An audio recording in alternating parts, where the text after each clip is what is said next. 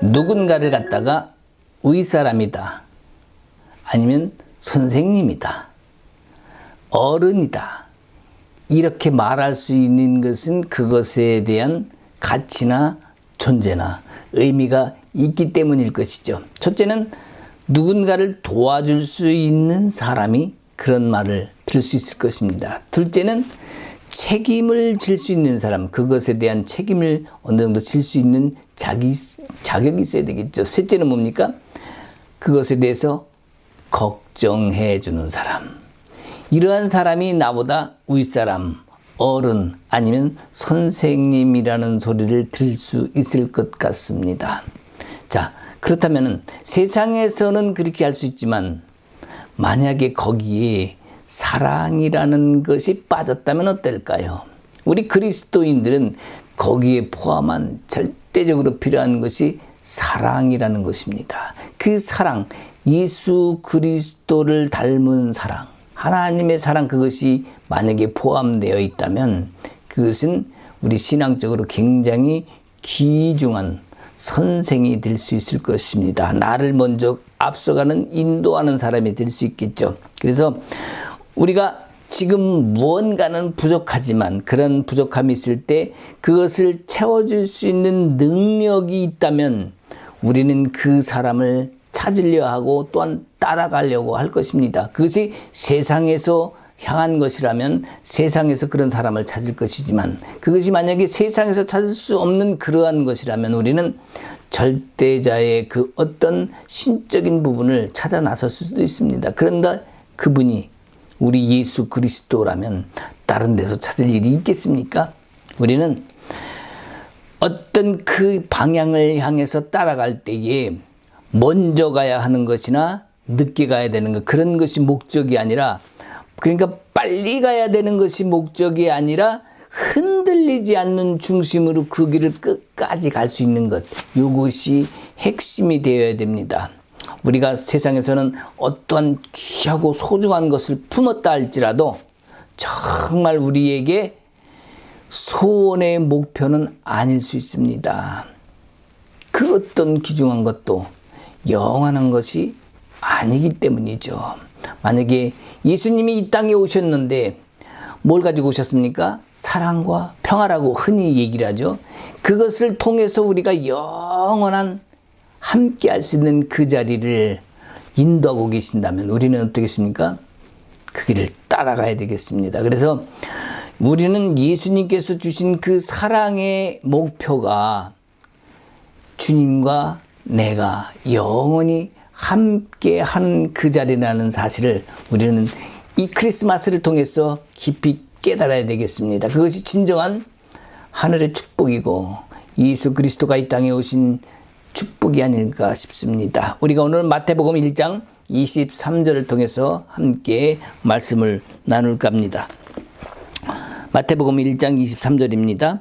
보라, 처녀가 잉태하여 아들을 낳을 것이요 그의 이름은 임마누엘이라 하리라 하셨으니 이를 번역한 즉 하나님이 우리와 함께 계시다 함이라. 아멘.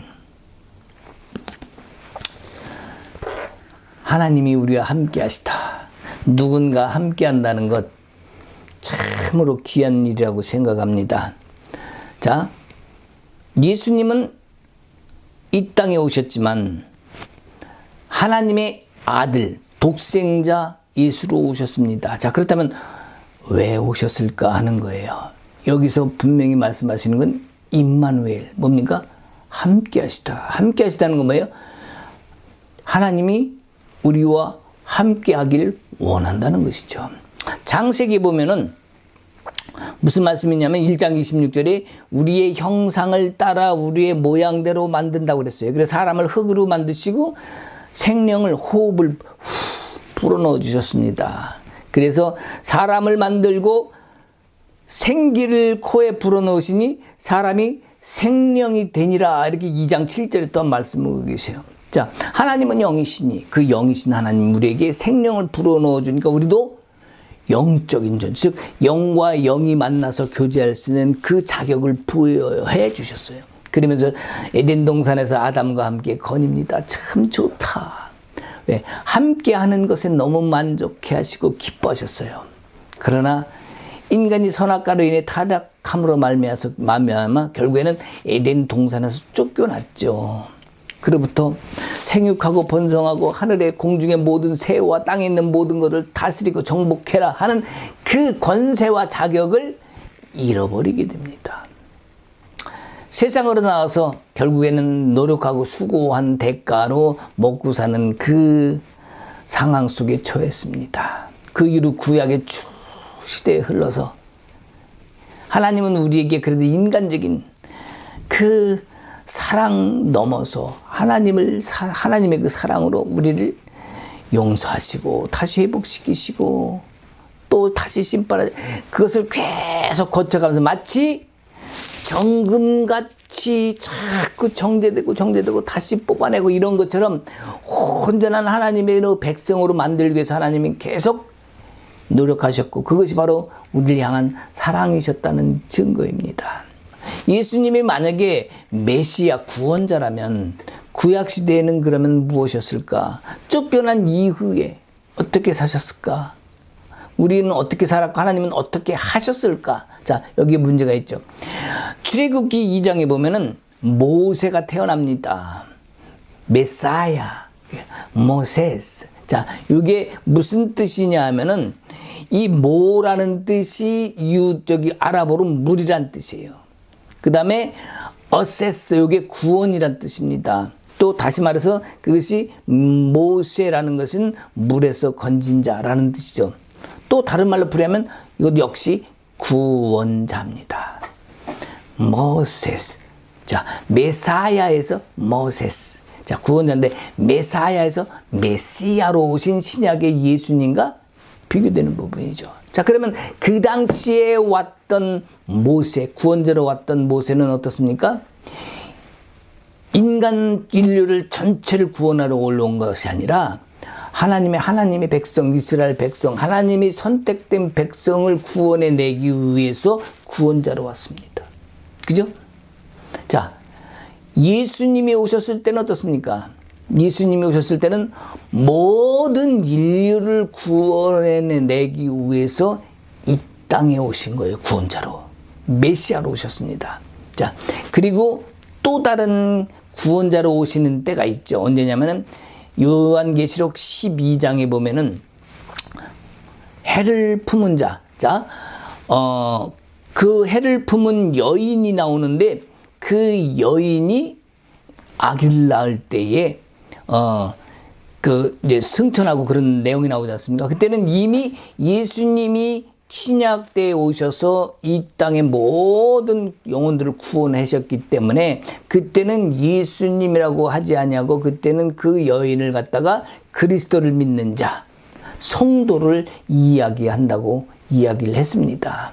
자, 그렇다면 이 세 번의 구원자, 세 번의 탄생. 자, 여기서 공통점들이 있죠. 무엇입니까? 공통점들을 보면 우리가 무엇이냐면은 첫째, 구원자로 오셨다는 것.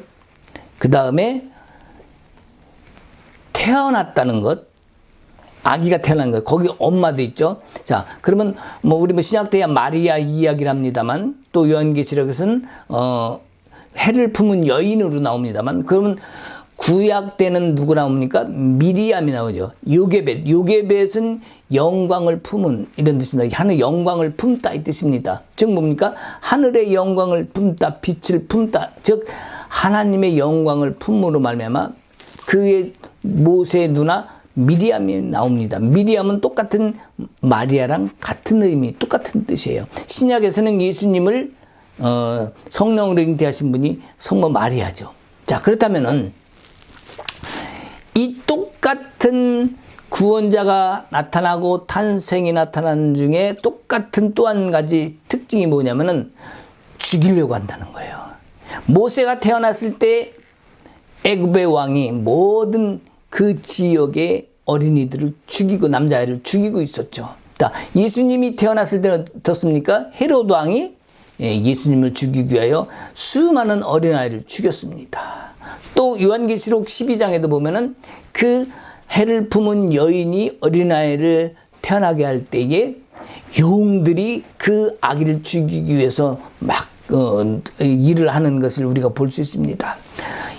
구원자라는 것, 우리 인류를 위한, 때로는 누구를 위한 우리 구원의 자리에 섰을 때 악한 영들, 사단들은 그것을 그냥 두지 않습니다. 최대한 방해해서 그 일이 이루어지지 못하게 하는 거죠. 자, 그렇다면 일단은 우리가 예수님, 오늘의 핵심은 예수 그리스도가 이 땅에 태어나심입니다. 그렇다면 왜 태어나셨을까? 처음에도 말씀드렸지만 우리와 함께하기 위해서 예수님이 이 땅에 태어났다고 말했습니다. 자, 마태복음 1장 23절에 오늘 말씀하신 것처럼 태어나셨는데 태어나신 이후에 3년 넘게 제자들과 함께 먹고 자고 다 합니다. 그러면서 너희는 이렇게 해라, 너희는 저렇게 해라 이렇게 하지 않습니다. 손수 직접 행하시면서 제자들을 알고 깨우치게 만드십니다. 그럼에도 불구하고 그들은 깨닫지 못하죠. 자, 그 상황 속에서 누가복음 7장 보면 44절 이후로 보면은 옥합을 깨트려서 예수님께 머리에 붓고 머리털로 발을 씻는 그 모습을 봅니다. 자, 예수님께서 그 여인을 갖다가 어떻게 하죠? 마태복음 쭉 다른 데도 보면 말이죠.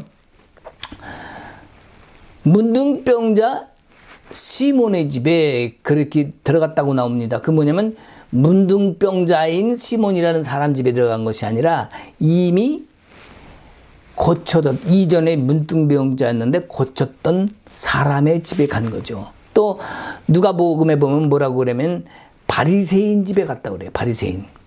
그러니까 이 바리새인 집에 예수님이 들어가셨는데 사실 그곳에서 이 여인이 귀한 옥합을 깨뜨려 향유를 붓고 발라주십니다. 제자들, 사람들 난리가 났죠. 그 비싼 것을, 뭐 얼마짜린데 이게.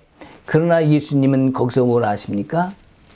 가장 귀한 여인, 용서받는 여인, 구원받을 여인, 진짜 하나님께서 못 올린 것을 용서하시고 그 여인에게 축복을 해주십니다. 자, 그러한 자리가 보통 귀한 자리겠습니까? 그러나 이 사람들은 깨닫지 못하죠. 그 이후에 나타난 것이 뭡니까? 자, 먼저 이 발을 씻겨준다는 의미는 그 집에 들어갈 때에 요한복음 2장에 나오죠. 우리 저기 가나안 혼인잔치에 보면은 그 집에 들어가기 전에 물 항아리에서 그 정결례를 하는 것을 볼 수 있습니다. 보통 그 집에 가면은 그 여종과 남종이 있다면은 그 정결례를 그 물로 그 손님을 갖다가 손발을 씻겨줍니다. 자, 근데 이 바리새인 집에 들어왔을 때에 그런 것이 없었어요. 자, 이 바리새인은 어떤 이유가 있어서 예수님을 초청을 했을지 모르겠지만 어쨌든 그러한 행위를 하지 않았습니다. 그런데도 불구하고 이 여인이 그 비싼 것을 씻어주시고 또 닦아주시고 자기 머리로 이렇게 해주는 모습을 보면서 사람들은 싫어했죠. 그러나 예수님은 극히 그것을 아주 귀하게 여겼습니다. 자, 그런 다음에 예수님이 하신 일이 무엇입니까? 예수님이 그 이후에 요한복음 13장 1절에서 7절에 보면은요, 발을 씻깁니다. 이 씻김에, 그러니까 이 여인이 향유 옥합으로 씻겼던 일과 지금 예수님이 제자들에게 발을 씻겼던 일, 이것에 대해서는 우리가 깊이 좀 인식할 필요가 있어요. 그러나 오늘은 간단하게 넘어가겠습니다. 여기 보면은 저녁 잡수시는 자리에서 일어나가지고 제자들의 그 발을 닦아줍니다. 요한복음 13장 여기 4절에 보면 저녁 잡수시는 자리에서 잡수다 마시고 지금 일어난 거죠. 5절에 보면 여기 발을 닦아줍니다. 자, 아까 뭐라 그랬습니까? 그 향유 옥합을 뿌려줬던 바리새인 집에서 했던 그것은, 자, 원래 종이나 남종 여종이 해주는 건데 그걸 안 했는데도 불구하고 이 여인이 그 일을 해줬단 말이죠. 그 하나님의 때가 오심을 알고 주님이 가실 때를 아시고 그것을 허락하셨고 죽음을 준비하는 과정이라는 거 우리 다 압니다. 자, 그렇다면 이 예수님이 여기서 지금 씻어주시는 장면은 무엇이냐면은 거룩한 예식에 들어오는 것이며 또한 다시 말해서 예수님 입장에서는 아버지 집에 들어오게 하는, 지금 제자들 시대에서 따르면 제자들을 아버지 집으로 들어오게 하는, 즉 거룩한 집으로 장소로 들어오게 하는 그런 예식을 하는 거예요. 자, 그 이후에 행해졌던 것이 성만찬이라고 성찬식이라고 본다면 이것은 분명히 큰 의미가 있는 겁니다. 지금 씻은 손길, 그것은 종이 씻기신 것이 아닙니다. 왜요? 주님은 이미 모든 율법의 주종관계를 다 이뤘다고 말씀하고 계세요.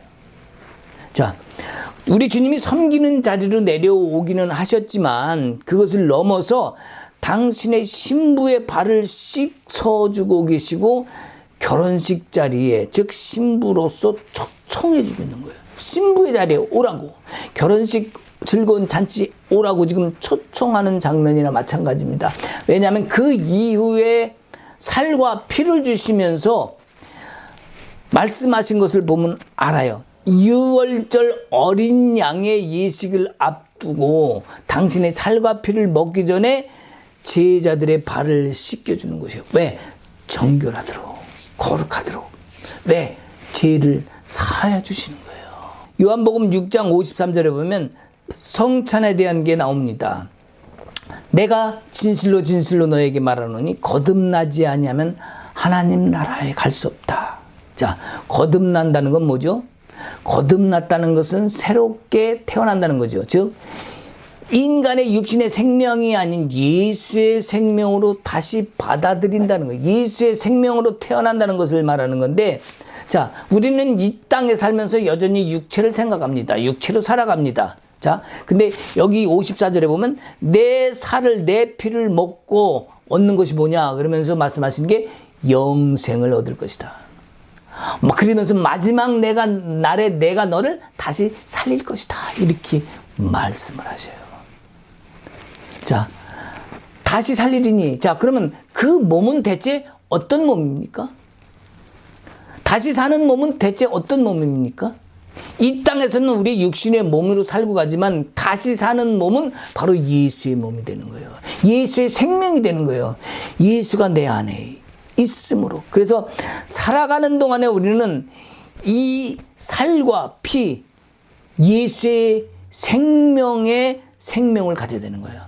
이 땅에는 육신으로 살고 있지만 내 살과 피가 있지만 예수의 살과 피를 내가 먹고 마시면 내 안에 둠으로 말미암아 예수의 생명을 얻을 수 있는, 내가 죽었을 때 육신의 옷을 벗었을 때에 예수의 몸으로, 예수의 생명으로 다시 태어난다는 겁니다. 그래서 이 땅을 떠날 때 육신의 몸을 벗는다, 이렇게 우리가 보통 얘기를 하는 겁니다. 자, 55절 56절에 뭐라고 되어 있냐면 내 살을 먹고 내 피를 마시는 자는 내 안에 거하고 나도 그 안에 거하리라. 자, 무슨 말입니까? 결국 이것이 뭐예요? 우리가 이 땅에 살면서 해야 될 거예요. 결국 예수를 내 안에 거하게 하는 것, 결국 이것이 뭡니까? 내 생명을 살리는 거예요. 예수의 생명을 내 안에 둘 수 있는 거예요. 굉장히 중요한 얘기 아닐 수 없습니다. 우리는 영생을 받았지만 육체의 생명을 가지고 있습니다. 영생을 받았지만 그것을 인지하지 못하고 이 땅의 목적을 두고 삽니다. 우리는 서로 두 몸이 있기 때문에 서로 본질이 다르기 때문에 이 서로 잘 맞춰가면서 살아야 돼요. 어떤 것일까? 그러면 내 몸이 둘이란 얘기가 아니죠. 결국엔 우리의 영혼의 문제와 육체의 문제를 잘 구분해서 잘 생각하고 예수님이 무슨 말씀을 하시는가. 내 살을 먹고 내 피를 마시는 자는 내 안에 거하고 나도 그 안에 거하리라 하신 그 말씀을 깊이 깨달아야 돼요. 다시 한번 정리해서 지금 예수님이 발을 씻기시고 성만찬식을 하셨는데, 자, 우리가 구약에서는 어떤 또 의미가 있냐면 씻는다는 의미를 우리가 구약에서는 성막에서 물두멍을 볼 수가 있죠. 이 출애굽기 30장 17절에 보면은 물로 씻어라 그런 말이다. 물로 씻어라. 물로 씻지 않으면 내가 너를 해할까 하노라 합니다. 자, 성막을 보면 성막에 딱 들어가면 번제단이 있고 물두멍이 있고 그 다음에 성소가 있습니다. 자, 이 물두멍은요, 속죄소가 아니에요. 속죄소 뭡니까? 번제단이에요. 자, 옷을 입어 깨끗하게 하여 세마포를 입는 곳이 물두멍입니다. 거기서 손을 씻고 깨끗이 씻는 거예요. 즉 거룩함으로 단장하는 곳이, 그 옷을 입기 위한 단장하는 곳이 물두멍이에요. 그런 다음에 그 안쪽에 성소와 지성소로 들어갑니다. 자, 우리가 뭐라고 여기 성경이 말씀내면, 회막에 들어갈 때도, 하나님을 만나러 갈 때도 물두멍에서 물로 씻으라. 그렇지 않으면 내가 죽을 수도 있다. 이렇게 말씀을 하고 계시단 말이죠. 속죄 제사는 세상에서 죽는 것이고, 물로 씻으면 하나님 계신 곳으로 갈 수 있다는 말을 하는 거예요. 번제단의 십자가의 세상의 모든 죄들은 거기서 속죄를 통해서 이루어지는 거지만, 그 속죄한 것 가지고 용서한 것 가지고만은 안 된다는 거죠. 뭐예요? 정결함, 거룩함, 물로 씻어서 이것을 이루어야 된다는 거예요. 이 장면을 지금 예수님께서 손으로 직접 씻어주시면서 또한 성만찬을 하게 하신 거예요. 예수님께서 제자들의 발을 씻어주셨다는 것. 그러면 이제는 우리는 지성소 안으로 들어갈 수 있는 겁니다. 이것을 하지 않으면 번제단의 제사가 끝났다 할지라도 세상에 살아가면서 주님을 만날 수 없는 거예요. 그저 번제단 뜰에서만 세상과만 씨름할 수밖에 없는 거죠. 예수님이 하신 발로 씻어진 관계, 이거는 주종관계를 말하는 게 아닙니다. 주종관계, 이런 윤리적 관계는요, 너희들은 세상을 사명을 감당해라, 전도를 해라, 선교를 해라, 이것이 목적이 됩니다. 그러나 그러한 큰 일을 해야 주님을 만나는 것이 아니라, 주님은 정결하고 주님을 사랑해야 된다는 것. 그러면서 이 씻어주시면서 하시는 말씀이 뭡니까? 너희들이 다 모른다는 거죠. 예수님은 제자들이 다 깨닫지 못한 걸 아시고 아버지 뜻을 다 말씀하신 후에 식사를 멈추시고 제자들에게 발을 씻어주신 거예요. 그래서 설명을 해줘도 지금은 너희가 모르지만 이후에는 알리라. 제자들 실제로 모르죠. 못 깨닫습니다. 예수님은 이후에는 알리라 그렇게 여기서 말씀하셨어요. 즉 뭐냐면, 용서해 주셨다고 끝나는 것이 아니라, 용서해 주었어도 너희들이 그 길을 가지 않으면 결국엔 구원에 이를 수 없다는 것과 똑같은 말씀이죠. 자, 그러면 나중에는 알리라 했는데 이후에는 뭘 안다는 거예요? 나중에 뭘 안다는 겁니까 대체? 그것은 바로 내가 너희를 사랑했기에 다 이루고 간다. 내가 너희를 사랑했기에 그러니 너도 나를 사랑해야 된다. 이 말씀을 하시는 거예요. 예수님은 분명히 말씀하시지만 우리가 아는 것 같이 사랑의 예수님입니다. 그냥 단순히 사랑 누가 말했나가 아니라 내가 너희를 사랑했으니 너희도 나를 사랑하라는 거예요. 그럼 나를 사랑하면 어떻게 할까요? 우리도 그 사랑은 그분을 닮아서 세상을 사랑하고 다른 일을 사랑할 수 있다는 겁니다. 이것이 바로 지금 우리에게 동시에 말씀하고 있는 겁니다. 이 혼란스러운 시대에 모든 것이 깨어지고 엉켜버린 이러한 세상에 우리는 세상이 아닌 예수를 사랑해야 합니다. 예수님을 정말로 사랑해야 됩니다. 예수님을 사랑하지 못하니까 세상에 수많은 것들이 생겨나요. 세상에 이단도 많습니다.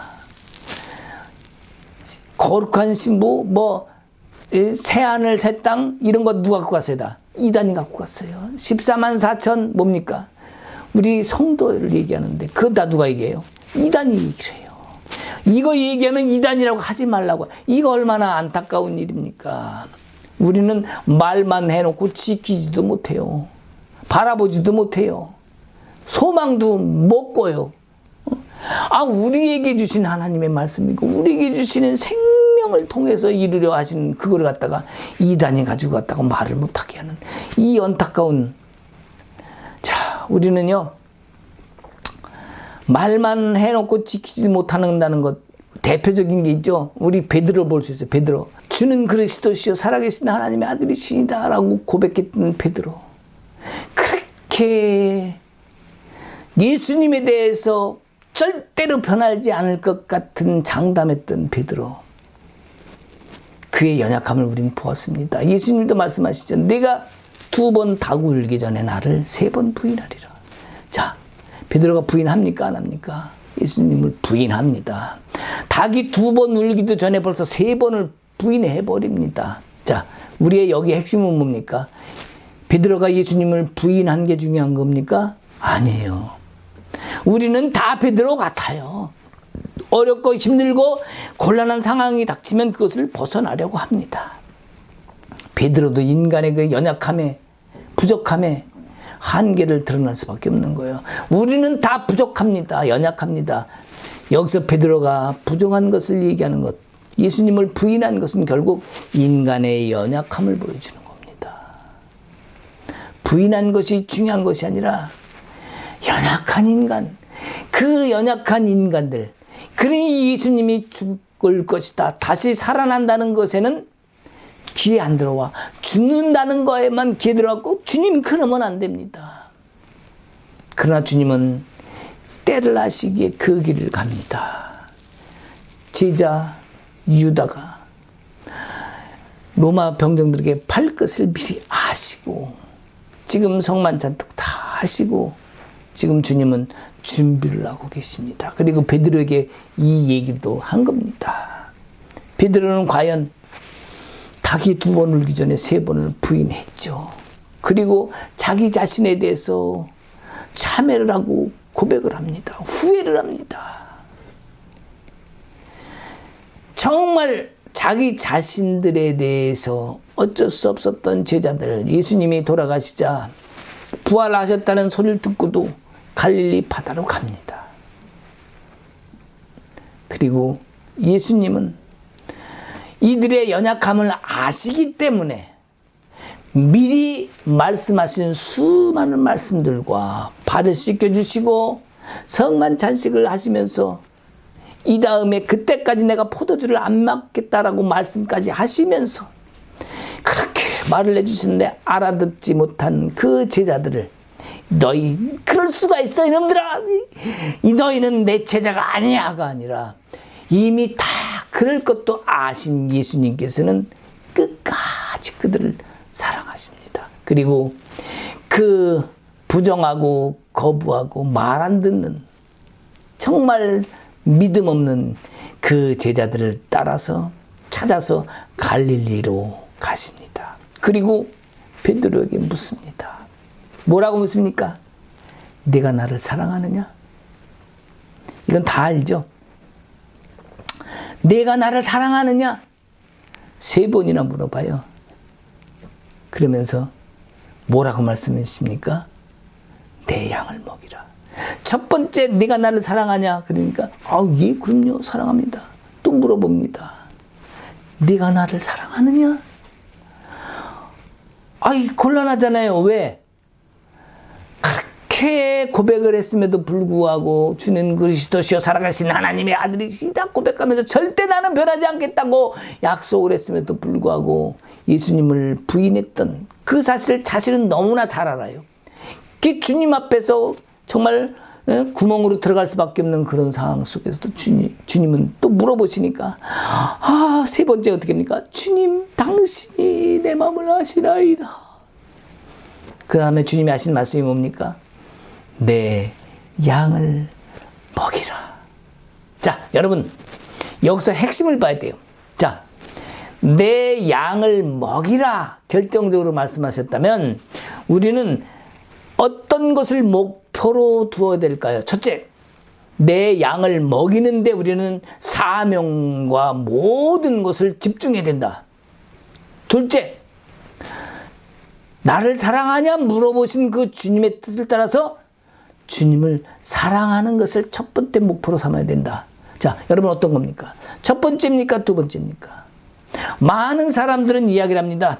하나님께서 명령하셨다. 내 양을 먹이라 하셨다. 선교라고 한 영혼이 불쌍히 여기고 전도하고요, 사명을 감당하고, 이것이 우리의 지상명령입니다. 이래가지고 내 양을 먹이는 데만 집중을 합니다. 근데 이건 잘못 가는 거예요. 이것이 틀린 게 아닙니다. 그러나 우선적인 목표, 핵심, 그것이 무엇이냐는 거죠. 내 양을 먹이라 이전에 내가 나를 사랑하느냐 물어본다는 것은 너 나를 사랑해야 돼 이거예요. 내가 나를 사랑하면 이 일을 할 수 있을 거야 라는 전제를 둔 거기 때문에 첫 번째 목표는 예수님을 사랑하는 데 목표가 있는 거예요. 왜 목표가 거기 있습니까?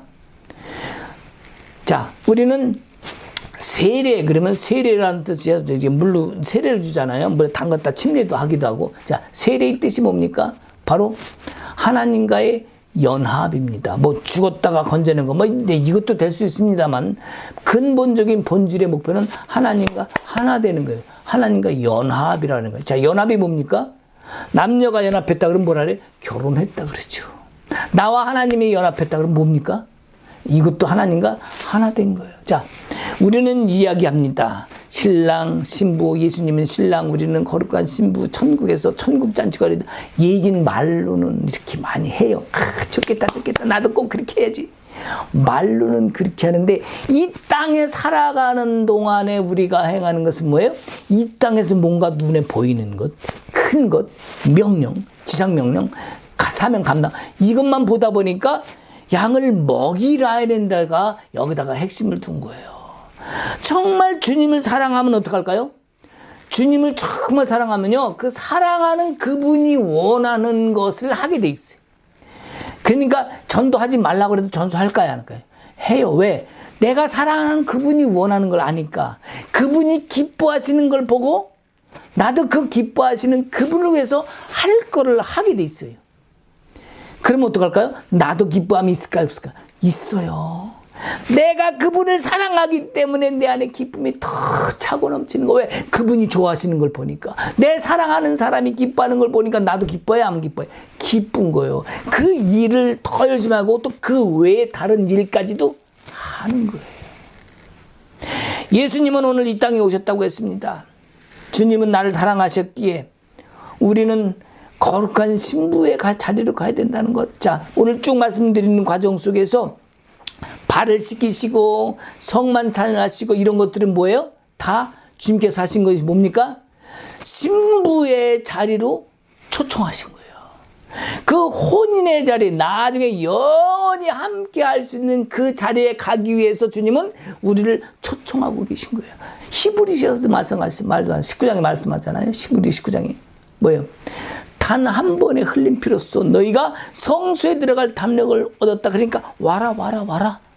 그리 들어가라 이거예요. 벌로 씻은, 용서함 받은, 그것으로 구원받은, 그것을 통해서 우리가 해야 될 건 뭡니까? 정결과 거룩함을 유지하는 거예요. 주님이 원하는 그 뜻을 따라서 행하고 주님을 사랑할 때에 성소, 지성소, 즉 뭐예요? 주님과 함께하고 주님의 임재를 누리고 주님을 깨닫고 그것을 알고 증거하는 증인의 삶까지 되는 거예요. 이러한 사람이 뭡니까? 결국 영혼이 성장하고 성숙되고 거룩한 신부의 길에 서는 자입니다. 결국 주님이 함께하기 원해서 이 땅에 오셨다면 그 자리에 서는 사람은 거룩한 신부의 자리에 서는 사람, 영혼이 성숙돼 간 사람이에요. 결국 이 함께한 자리가 정말 우리에게 주시는 하나님 아버지의 축복입니다. 그렇기 때문에 주님을 이 땅에 주시고 주님을 통하여 구원케 하시고 그 사랑하는 자들에게 더 깊은 사랑을 주셨는데 내가 또한 주님을 사랑하니 주님이 나에게 영원히 함께하는 그 자리까지 올려주시는 것, 이것이 진정한 축복 아닙니까? 이것이 주님이 나와 함께하겠다는 그 축복이 아니겠습니까? 우리는 그 자리에 서야만 됩니다. 하나님 아버지께서 이 땅에 우리에게 예수 그리스도 독생자를 주셨다면 그분을 통해서 함께하기 위해서 오셔서 우리를 구원하시고 그 사랑으로 또한 계속해서 변치한 사랑에서 지켜주시고 우리를 그 자리에 오게 간절히 원하는 것. 우리가 지켜야 될 건 뭡니까? 첫째도 둘째도 뭐예요? 주님을 사랑하는 것. 그 사랑 속에서 피어나는 아름다운 꽃들은 모든 것을 다 이루는 열매를 맺을 수 있는 거예요. 사랑이 없는 열매, 결국 예수가 원하는 열매가 있어야 되겠다. 그 축복된 자리에 여러분이 서시길 바랍니다. 그래서 함께하기 위해 주님이 이 땅에 오신 것을 감사하고 이 성탄절에 정말 주님은 나와 함께 하시길 원하시는구나. 이제 다음 주부터 새해가 된다 할지라도 그 새해부터 나는 뭐예요? 주님과 함께 하겠다. 지난 1년 동안 내가 주님과 함께 하지 못했던 것들 다 이제 뒤로 밀어버리고 이제부터는 오직 예수님만 붙잡고 주님과 함께하는 세상, 내년에도 주님과 함께함으로 받는 그 축복된 세상, 모든 것 주께 인도하시고 담당하시고 지켜주시는 그 주님의 인도하심이 우리의 삶의 여정에 진정한 축복이 되기를 주님의 이름으로 축복합니다. 아멘. 기도하십시다. 주님 감사합니다. 주님이 이 땅에 오셨습니다. 사랑과 평화의 왕으로 오셨습니다. 우리도 단순히 그것만 알고 깨닫는 것이 아니라 주님의 사랑을 내가 받았으므로 나도 주님을 사랑하기에 이웃을, 성도를, 모든 이들을 용서하고 사랑하는 그 자리에 섬으로 말미암아 주님께서 함께하기를 원하시는 그 거룩한 신부의 자리에 축복된 영광으로 임하게 하옵소서. 이제는 우리 주 예수 그리스도의 은혜와 하나님 아버지의 크신 사랑과 성령님의 감화 감동 교통하심과 역사하심이 주님이 오심을 감사하고 헌신하고 충성함 가운데 더욱더 주님을 사랑하기로 맹세하고 다짐한 모든 성도들 위해 이제로부터 영원토록 함께 있을지어다. 아멘.